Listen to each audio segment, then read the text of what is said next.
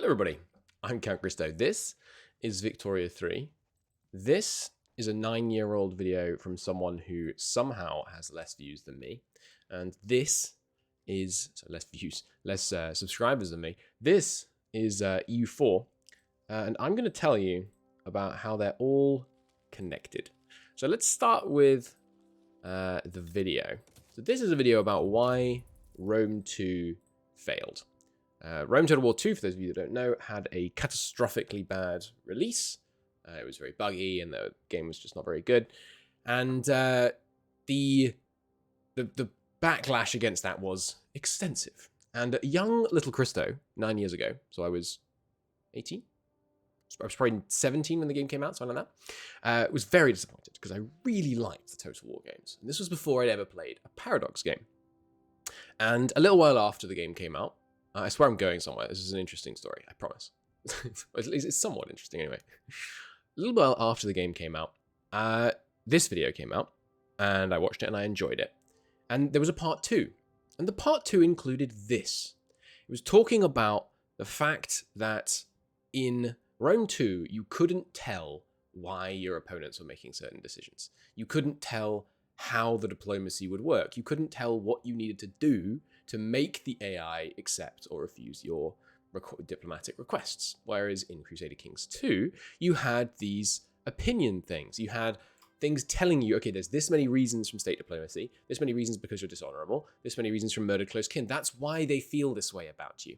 And on the acceptance screen, in those days it wasn't numbers, in these days it is. It used to be pluses and minuses for why they would and wouldn't want to do something. But it would tell you why the AI would or would not accept your request. Okay, so that's Rome 2 versus Crusader Kings, and this is why young little Christo started playing Paradox games. It was because of this video that this channel exists. So let's take a look at Victoria 3. I'm Austria. I want to go to war with Prussia. So I need to know a few things. How do I make friends, and who will oppose me? These are the things that I need to be able to establish in order to formulate my grand strategy. So, first off, I seek allies. Who would be a useful ally against Prussia? Well, Russia is right here. That seems like a logical step. So I go to Russia. I want to form an alliance. Russia would not accept, and it tells me the reasons why. This is something that I need to know in order to be able to design my play, right? Right now, we're neighbors, so they like that. There's minus 100 base reluctance. They don't like that. They'd like it if I was stronger relative to them, and they'd like the fact that our governments are ideologically similar. So how could I make them my ally? I could make our governments more similar, potentially, but there are other things I could do. So if we look at France, for example, we can see that they have an attitude towards us of genial. So I could try and work on improving relations and improving their attitude. Now, what's just happened? I wanted to achieve something. I have designed a strategy to try and drive myself towards achieving that. It's not a particularly grand strategy. It's very simplistic, but I know what I need to do to try and get to my goal. My goal is an alliance with Russia. Russia will then hopefully come and help me against Prussia. In actual fact, of course, if I declared war on Prussia and I was allied to Russia, 9 times out of 10, they just back out of the play, but that's a separate issue. Now, I'm going to declare war on Prussia. Let's say I've allied Russia. Now, I need to know who's going to side with me and who's going to side against me. So I go to Conquer State, and I get this tooltip. And this tooltip, I submit to you, is the worst thing about Victoria 3. The worst. You will face these enemies. Okay, Prussia, Hohenzollern. You will have these allies. Krakow. Okay, we believe these countries may join either side or stay neutral. The whole freaking planet. It's not the case. It's only people with an interest. So I hover over these guys, and okay, well, will they join my side? Well, they have an attitude to me of negative. I can't see their attitude to Prussia of me, so maybe that means they won't join the other side. How many reasons towards... Britain views Austria as a militarily threatening neighbor.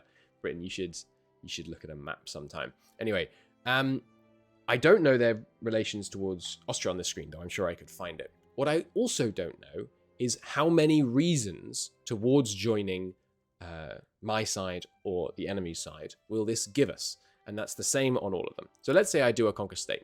It's also worth noting that this will give me infamy and damage my relations with all these countries, which it doesn't factor in when it populates this screen, annoyingly. So I start my play to declare war against Prussia. And then I go into the diplomatic screen, okay? And I'm worried about who's going to join whose side. We need to get to the... Oh, they added a little icon here for the day-night cycle. God, that's horrendous. Anyway, so I want them to join my side, okay? So let's say, can we offer them war reparations? No. Can I offer them obligation? Okay, here we go. So here is their base preference, and it will break it down by their preference to support Austria, because they have a sympathy attitude towards Austria and a wary attitude, whereas they have a certain degree of sympathy towards Prussia and a certain cooperative attitude towards Prussia, and there is an ideological difference of the governments. So here they have a score of 75, which is neutrality. Now I assume above 100 is not neutrality. I don't actually know, but I assume there are numbers for that. I wish they were in the tooltip. Now this here is good, right? This is useful. This is telling me whose side do they want to support. Why, in God's name, is that not on the declare war screen? I can't show you the declare war screen because you can only declare one play at once because this game is... Oh boy. But anyway, so this is the thing that you need, obviously. Okay, in order to be able to make the decision, should I declare war on Prussia or not? This is the information that you need. And of course, I show you EU4 because EU4 has this information. So in EU4, if I'm Austria and I want to declare war on Bohemia, I can see the people that will join, and it will nicely sum their armies for me, very handy, ahead of time. And I can see here are all the reasons for accepting or not accepting the call to arms. This is a good system. This is a system that permits you to make decisions. This is not. This is a system which requires you to just do random guesswork. Now, I don't know about you, and I know that some people disagree with me on this, and that's obviously completely fine. But I like strategy in my strategy games. I don't like guesswork. This is a game that's set out to not be, first and foremost, a war game. Set out to first and foremost be a game where international diplomacy was not merely a prelude to war, but a genuine option, a genuine way that you could expand your influence, get what you want, bully countries into backing down, things like that.